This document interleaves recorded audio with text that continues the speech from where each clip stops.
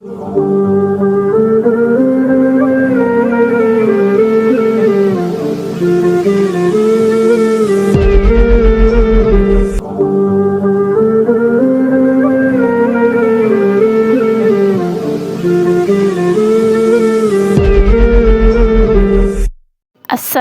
আলাইকুম।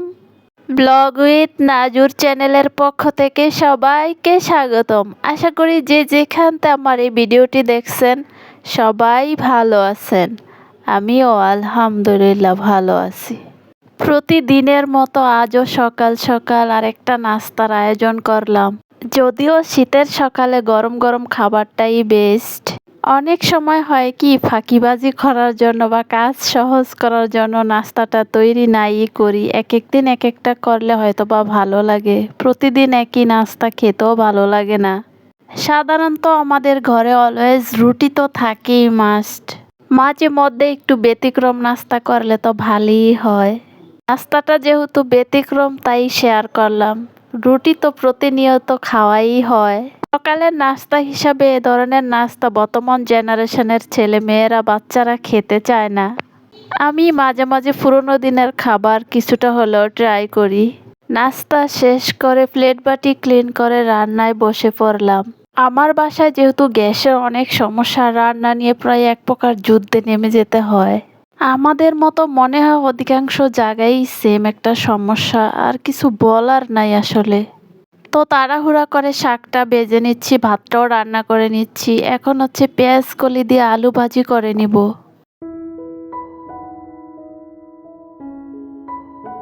কিছুটা রান্না করতে না করতেই গ্যাস চলে গেছে।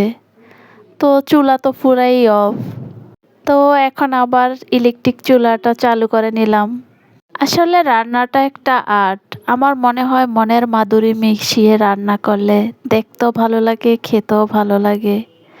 তো মাঝে মাঝে আমার চুলা চেঞ্জ করতে বা এদিক ওদিক করতে রান্নার মুড চলে যায়।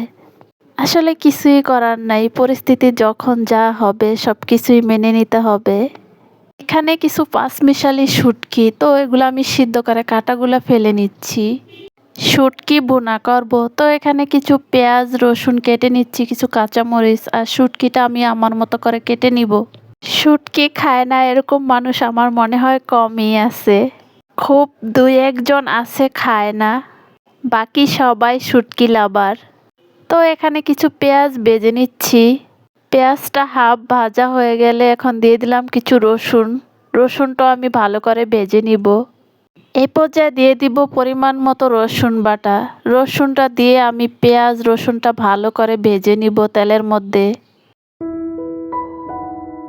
মাছ মাংসর চাইতে শুটকি ভর্তা ভুনা আমার কাছে খুবই ভালো লাগে। তো এখানে দিয়ে দিলাম কিছু হলুদ গুঁড়ো, মরিচ গুঁড়ো, কিছু জিরার গুঁড়ো। এখন দিয়ে দিব স্বাদ মতো লবণ, আর একটু নেড়ে চেড়ে সব কিছু একত্রে মিশিয়ে নিব। শুটকি ভুনার মধ্যে যদি পেঁয়াজ রসুনটা ভালো করে ভেজে নেওয়া যায়, খাবারের টেস্টটা অনেক ভালো আসে। তো এ পর্যায়ে ফালি করা কয়েকটা কাঁচামরিচ দিয়ে ভালো করে একসাথে নেড়ে চেড়ে নিব। কাটা ফেলে যে শুটকিগুলো রেখে দিচ্ছি সেগুলো দিয়ে একসাথে এখন ভালো করে কষিয়ে নিব মশলার মধ্যে। কয়েকটা শুটকি আমি কেটে নিচ্ছি, বাকি যেগুলো ছোট ছিল ওগুলো আমি আস্তই নিয়ে নিচ্ছি। এ পর্যায়ে শুটকিটা আমার কষানো শেষ। তো এখন দিয়ে দিব ঝোলের পরিমাণ মতো পানি, আর একটু নেড়ে চেড়ে একটা ঢাকনা দিয়ে ঢেকে দিব। বলক আসা পর্যন্ত অপেক্ষা করব। এ পর্যায়ে শুটকিটা রান্না করা শেষ। তো ধনেপাতা দিয়ে নেড়ে চেড়ে একত্রে সব কিছু মিশিয়ে নিব, আর লবণ চেক করে উঠিয়ে নিব। এক এক করে আমার প্রত্যেকটা রান্নাই শেষ। তো এখন দুপুরের খাবারটা খেয়ে নিব। দুপুরের খাবার খেতে খেতে সবাইকে একটা কথা মনে করিয়ে দিই, কে কোথা থেকে আমার এই ভিডিওটি দেখছেন বা দেখতে আছেন। দেখতে থাকেন, দেখতে দেখতে যদি বিন্দু পরিমাণও ভালো লাগে তাহলে একটি লাইক দিয়ে চ্যানেলটি সাবস্ক্রাইব করে আমার পাশে থেকে যাবেন। আর যারা অলরেডি এই কাজটা করে ফেলছেন তাদেরকে অসংখ্য ধন্যবাদ। দুপুরের খাবার খেয়ে একটু রেস্ট নিয়ে ভাবলাম যে একটু বাহিরে বের হব। তার জন্য রেডি হয়ে বাহিরের উদ্দেশ্যে বের হলাম। তো বাহিরে সেই মামার দোকান থেকে 250 গ্রাম বাদাম নিলাম, কিছু চাউল ভাজা নিলাম। এই দোকানের চাউল ভেজে হাতে মাখিয়ে বিক্রি করে, এত টেস্ট লাগে খেতে আমার কাছ থেকে। তো আর মেয়ের জন্য বাদাম নিলাম। এই মামা ভ্যানের মধ্যে অনেক কিছু বিক্রি করে, বাদাম, বুট, চাউল ভাজা, সিমের বেজি, আরও টুকটাক চিলা বাদাম, আছিলা বাদাম। তো মানে এগুলা খাবারের জন্য এখানে স্টুডেন্টরা এত ভিড় করে। এখানে আসার পর আমি সিরিয়ালই পাই না, অনেকক্ষণ যাবত দাঁড়িয়েছিলাম। তো এখন যখন ভিড় ভাড় কমে গেছে তো ভাবলাম যে এখন আমি নেই, একটু ভিডিও করে রাখতে পারবো।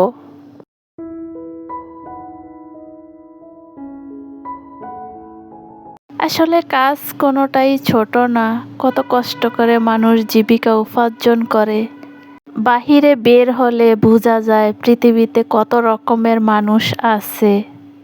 সত্যি কথা বলতে কি, আমি কখনোই আমার নিজেকে আমি বড় করে দেখি না। আমি সব সময় ভাবি যে আমার থেকে গরিব, আমার থেকে অসহায় মনে হয় আর কেউই নাই। বাহিরে যখন বের হই, আশেপাশে পরিস্থিতি পরিবেশ দেখলে নিজেকে মনে হয় যে না, আমি যে অবস্থানে আছি আলহামদুলিল্লাহ। আমার জায়গা আসার জন্য আরেকজন স্বপ্ন দেখে, আলহামদুলিল্লাহ আমরা তো ভালোই আছি, আমার থেকেও খারাপ অবস্থায় অনেক মানুষ আছে। আসলে জীবন সুন্দর তখনই হয় যখন সব কিছু মানিয়ে চলে, হজম করতে শিখে।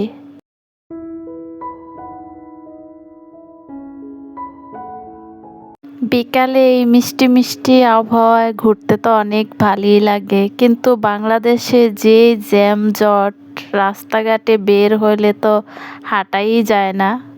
রিকশায় উঠলেও সেম একই অবস্থা, জ্যামে বসে থাকো। বাংলাদেশের মধ্যে বিশ্ববিখ্যাত পপুলার একটি মার্কেট নিউ মার্কেট, গুলিস্তান, এই দুইটা কমন জিনিস, কেউ নাম শোনে না এমন কোনো মানুষ নাই। এখানকার কিছুটা দৃশ্য আমি ভিডিও করে রাখলাম। এই হচ্ছে পরিস্থিতি, রাস্তার দুই সাইডে একই অবস্থা। আমার মনে হয় না মার্কেটের ভিতরে যে ঘুরে ঘুরে ভিডিও করার মতো কোনো পরিস্থিতি আছে। তাই ভাবলাম উপর থেকে একটু ভিডিও করে রাখি, আমার স্মৃতি হয়ে থাকবে।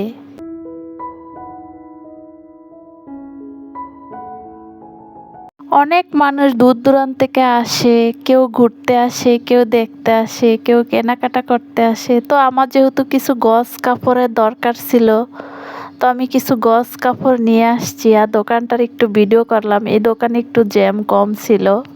মার্কেটের ভিতরে বা বাহিরে বের হলে সবাই যে সেফে থাকতে হয় এটা তো আমরা সবাই জানি। আমি আর বাহিরে বের হয়ে কোনো রকম মোবাইল বেরই করি না। তো এই পর্যায়ে বাসায় চলে আসছি। আর নিজের জন্য কি টুকিটাকি শপিং করলাম একটু দেখিয়ে দেই। বাসায় রাফ ইউজের জন্য দুইটা পাপোশ কিনছি।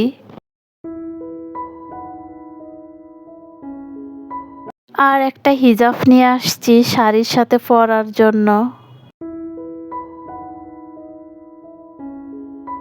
আসলে মার্কেটে আমার কোনো প্ল্যান করে যাওয়া হয় নাই বা ওরকম বাজেট নিয়েও যাওয়া হয় নাই। তো অনেক সময় হয় কি একটা কিনতে গেলে আর একটা চয়েস হলে নিয়ে আসি। আমার কিছু গজ কাপড়ের দরকার ছিল, তো গজ কাপড়ের উদ্দেশ্যে যাওয়া হয়েছে। তো এখানে যে অনেক কিছুই টুকিটাকি নিজের জন্য কিনা হলো।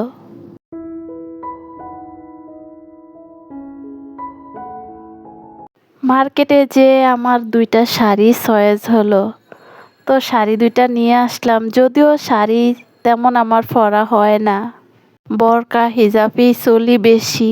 তো পছন্দ যেহেতু হয়েই গেছে তো নিয়ে আসলাম। শাড়িতেই নারী, আসলে এক একজনের চয়েস পছন্দ হ্যাবিট এক এক রকম। তো আমার শাড়ি দুইটা কেমন হয়েছে কমেন্টে সবাই জানাবেন। আমার কাছে এই দুইটা কালার খুব ভালো লাগছে, একটা হচ্ছে মেরুন আর একটা হচ্ছে গ্রিন।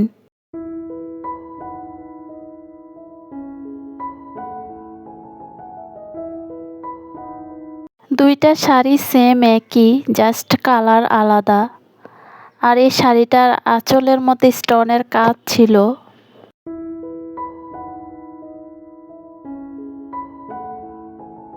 আমার কিন্তু কাতানের শাড়ি আরও আছে, বাট ওগুলো অনেক মোটা ওজন। কিন্তু এই শাড়িটা অনেক সফট, অনেক নরম, আরামদায়ক।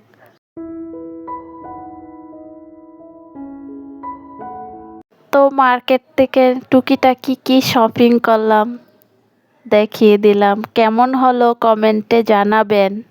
আমার এই ভিডিওটা কেমন লাগলো আপনাদের কাছে কমেন্টে জানাবেন। যারা ধৈর্য সহকারে এতক্ষণ আমার সাথে থেকে আমার এই ভিডিওটা দেখছেন, সবাই ভালো থাকবেন, সুস্থ থাকবেন। আল্লাহ হাফেজ।